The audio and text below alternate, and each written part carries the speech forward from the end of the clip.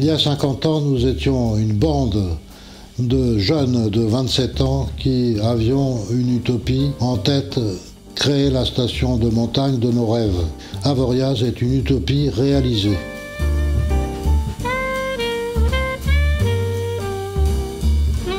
La station de nos rêves, c'était la rupture avec la vie urbaine. Et cette rupture, symbolisée par l'absence de voitures, a été prolongée par un geste, une démarche architecturale qu'on a appelée architecture mimétique, qui respecte le paysage et qui est donc la marque de la station.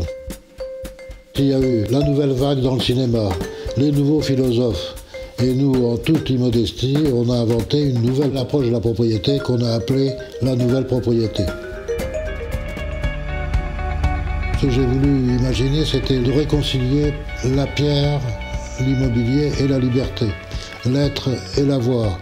L'idée a consisté à proposer à ceux qui se portaient acquéreurs d'un certain bien chez nous de pouvoir séjourner dans d'autres destinations, Pierre et Vacances, et même ailleurs que chez Pierre et Vacances. Ce qu'on a apporté à Center Parcs, c'est notre sensibilité, notre attention, notre volonté par rapport à la qualité architecturale. Et le pari qui a été fait avec la première implantation de Center Parcs en France, en Normandie, a été un succès immédiat. Mais à l'origine, on était comme M. Jourdain qui faisait de la prose sans le savoir, on faisait du développement durable sans le savoir.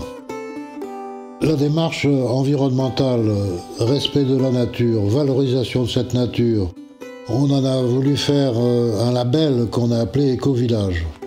Concilier protection de l'environnement, vacances pour les citadins et aménagement du territoire pour les populations locales. Le bois Audin est venu d'une idée de l'intégration de la vie animalière en proximité et en respect, en découverte pour nos vacanciers de Center Parcs.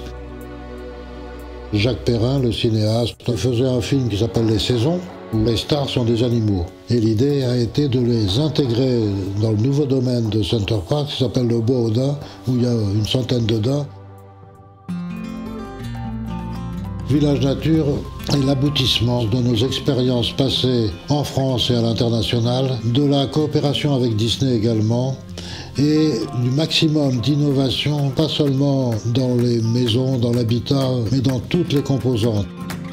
Les jardins extraordinaires, l'Aqualagon avec la géothermie, la ferme réellement authentique avec des éleveurs et des fermiers locaux, etc., etc. Donc c'est l'aboutissement de toutes nos expériences et de la projection vers le futur. Ce qui m'intéresse aujourd'hui, c'est vraiment de construire le futur avec les équipes intergénérationnelles, multinationales. Aujourd'hui, France, puis Europe. On a abordé la Chine maintenant il y a plusieurs mois. La Chine offre évidemment un potentiel énorme. On parle de 50 domaines Center Parcs dans les prochaines années. Le passé, ce sont les racines du futur.